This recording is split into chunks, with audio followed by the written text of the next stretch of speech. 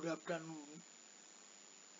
আমি আগের ভিডিওতে বলেছিলাম যে আমি কেন অনেকেই বেশিরভাগ লোকই আমরা মধ্যবিত্ত ফ্যামিলি, সেই জন্য আমি মধ্যবিত্ত কথাটা বলছি না, আমি বলছি ইকোনমিক্সের কনসেপ্ট থেকে বৃত্ত। আমরা বৃত্তের মধ্যে আছি, ভিসিয়াস সার্কেল অফ পভার্টি যাকে বলা হয়। ইকোনমিক্স যারা পড়েছে তারা জানে, এখান থেকে আমরা বেরিয়ে আসতে পারছি। আমি চিহ্নিত করেছি এটাকে আপার ক্লাস হিসাবে, এই সার্কেলটাকে।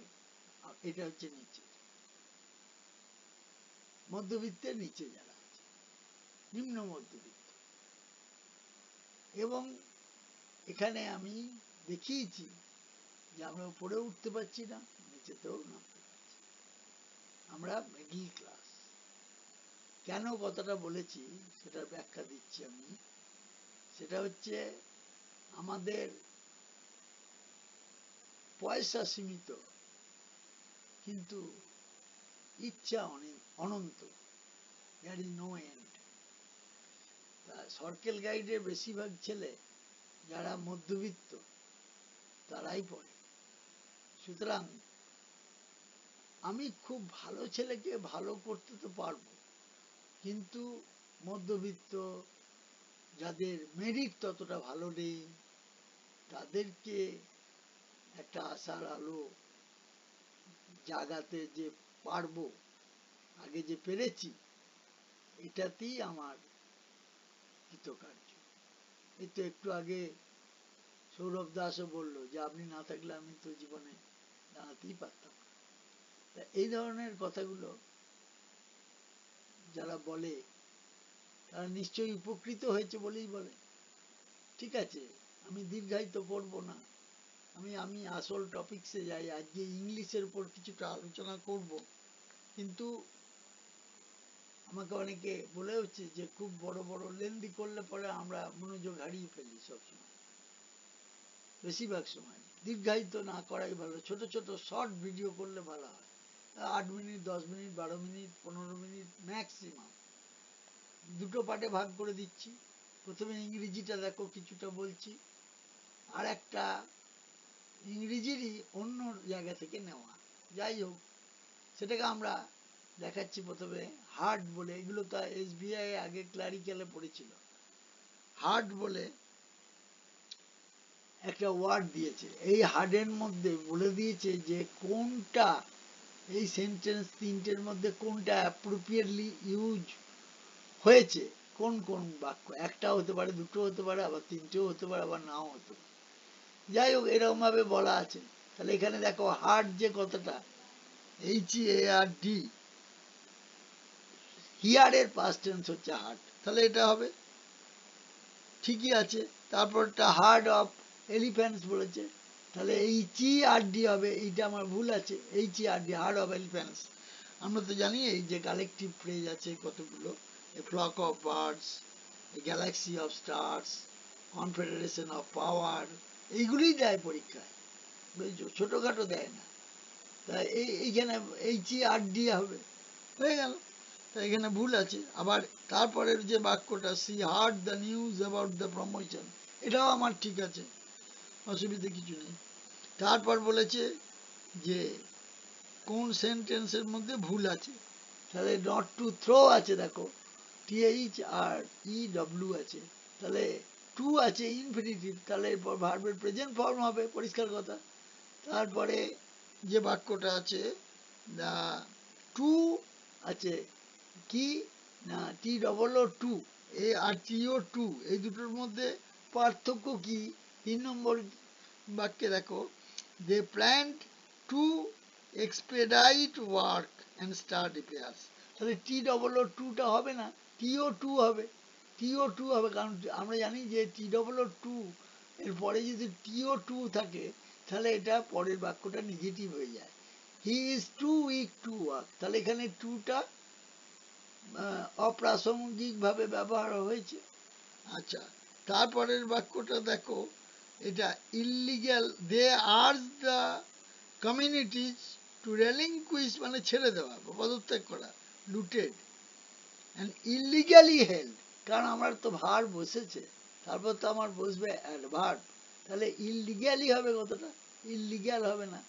আচ্ছা, তারপরে একটা প্যাসেজ আছে দেখো, যে অ্যাটো বলে একজন ইয়ং ম্যান, সে গ্রামে দেখতো যে কোনো ফসল টসল হচ্ছে না, হ্যাঁ, চাষবাস হচ্ছে না, যে এলাকায় থাকতো সেই এলাকার কোনো উন্নতি নাই, কারণ সল্টটা অত্যধিক পরিমাণে দেখো ডেফিসিয়েন্সি ছিল, সল্টের, লবণের ডেফিসিয়েন্সি ছিল, ঘাটতি ছিল, ফর জেনারেশনস মানে বংশ পরম্পরায় এরকম চলছিল, ফসল ভালো হতো না। তখন ও ঠিক করলো যে আমি বাইরে যাব, যে সল্টের ব্যাপারে আমি জ্ঞান অর্জন করব, দিয়ে গ্রামে ফিরে এসে আমি সল্টের ডেফিসিয়েন্সিটা দূর করার চেষ্টা করব। তো সে আলটিমেটলি ওভারকামও করেছিল, লাস্টের দিকে লেখা আছে।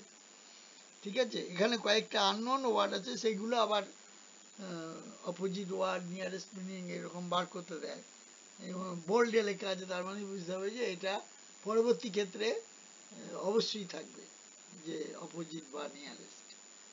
সেপটিক্যাল মানে অবিশ্বাস্য বা সন্দেহপ্রবণ, এই ধরনের বাক্য। এবার বলেছে এর ওপর যে what was the main problem faced by the village in the mountain, এরকম ধরনের যে বাক্যগুলো আছে, তাহলে এটা হবে অ্যানসেন্ট অ্যান্ড সল্ট ডেফিসিয়েন্সি, এটা হবে অ্যানসেন্ট অ্যান্ড সল্ট ডেফিসিয়েন্সি। এই যে এটা ancient and salt deficiency had plagued the village for generation, affecting both crops and health. How did Atto attempt to solve the village's problem? By seeking,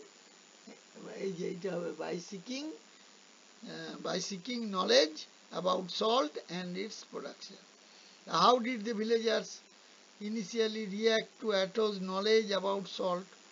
They were skeptical and did not believe salt could be a solution to their long standing problem.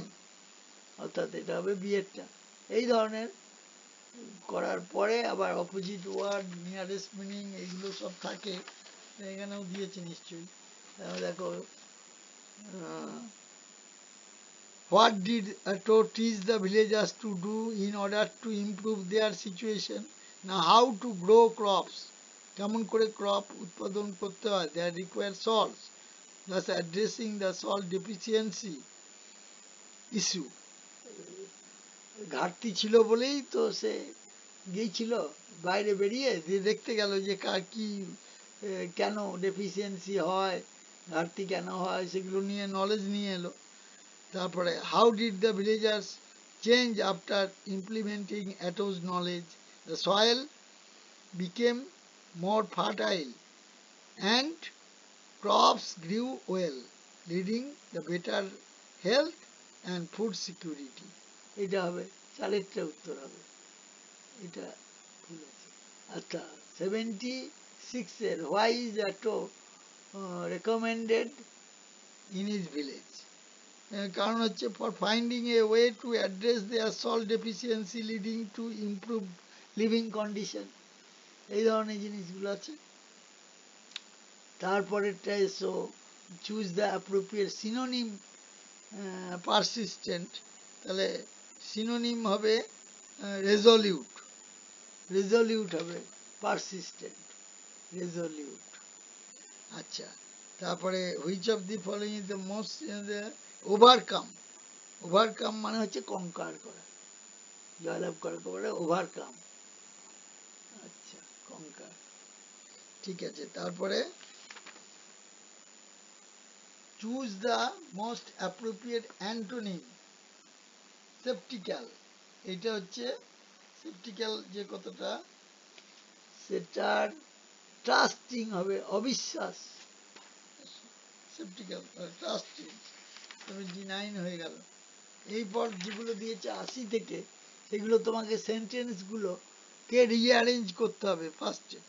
তা rearrange করতে গেলে পুরো সেন্টেন্সগুলো পড়ে 1 নম্বর যে বাক্যটা হবে সেইটা তুমি একটা পেপার দেবে তোমাকে, রাফ করার জন্য সেই রাফে লিখে রাখবে, তাহলে সুবিধা হবে যে সিটা হচ্ছে 1 নম্বর বাক্য, তারপরে 2 নম্বর বাক্য কোনটা, এইভাবে করবে। এখানে একটা জিনিস বলেছে দেখো, 17 সাস্টেনেবল ডেভেলপমেন্ট গোলস। এই কথাটা কেন বলেছে না, এটা 2015 সালে 17 গ্লোবাল গোলস অ্যাডপ্ট করা হয়েছিল। কার দ্বারা? না, ইউএনওর দ্বারা, রাষ্ট্রপুঞ্জের দ্বারা। তাতে কি কি বলেছে কিছু কিছু বলছি। পভার্টি অ্যালিভেশন, দারিদ্র দূরীকরণ, ক্লাইমেটের চেঞ্জ, হাঙ্গার, ইনইকুয়ালিটি, এই সমস্ত বিষয় গোটা বিশ্ব থেকে দূর করতে হবে। হ্যাঁ, সেই জন্য স্টেপ নেওয়া হয়েছে, তার উপরে প্রশ্ন আছে। এই ধরনের বাক্য, এই ধরনের এগুলো করতে হবে, এটা পড়ে নিয়ে উত্তরগুলো করতে হবে, এবং যেগুলো যেগুলো 1, 2 করে মনে হচ্ছে সেগুলো পরপর পরপর দিয়ে দেবে, তাহলেই তো হয়ে গেল। আচ্ছা, তারপরে 85 থেকে বলেছে যে কোন সেন্টেন্সের মধ্যে কোনটার পরিবর্তে কোনটা আসবে, সেগুলো দেখাতে হবে যে কোনটার পরিবর্তে কোনটা আসবে। যে একটা সেন্টেন্স দেওয়া আছে, যেমন a large house of wire will be needed to run the cable line from one end of the spool. তাহলে এই যে স্পুল কথাটা বলেছে, এইটা হবে হাউসের জায়গায় a large spool of wire. তার তার মানে জড়ানো যে তার, যেমন আমাদের লাটাই, অ্যাকচুয়ালি হচ্ছে লাটাইয়ের সুতোটা থাকে, ওইটাকে বলে স্পুল। তা ওই সেরকমই a large house wire will be needed, এরকম তো হয় না। তাহলে এটা হবে a large pool of wire will be needed to run the cable line from one end of the spool to another. ওই স্পুলের জায়গায় তখন আবার বলবে হাউস। তাহলে এ আর ডি এর ইন্টারচেঞ্জ হচ্ছে, এই ধরনের বাক্য।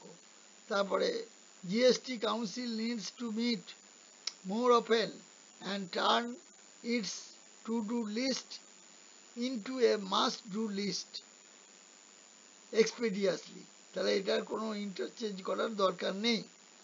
কোনো সেন্টেন্স পড়ে যদি মনে হয় যে একটা জায়গায় আরেকটা বসবে, তাহলে সেইগুলিকে রিপ্লেস করে দিতে হবে। এই পর্যন্তই থাক, কারণ দীর্ঘায়িত হয়ে যাবে। আবার পরের থেকে আবার বাকি বলবো, ঠিক আছে? ওকে, থ্যাংক ইউ।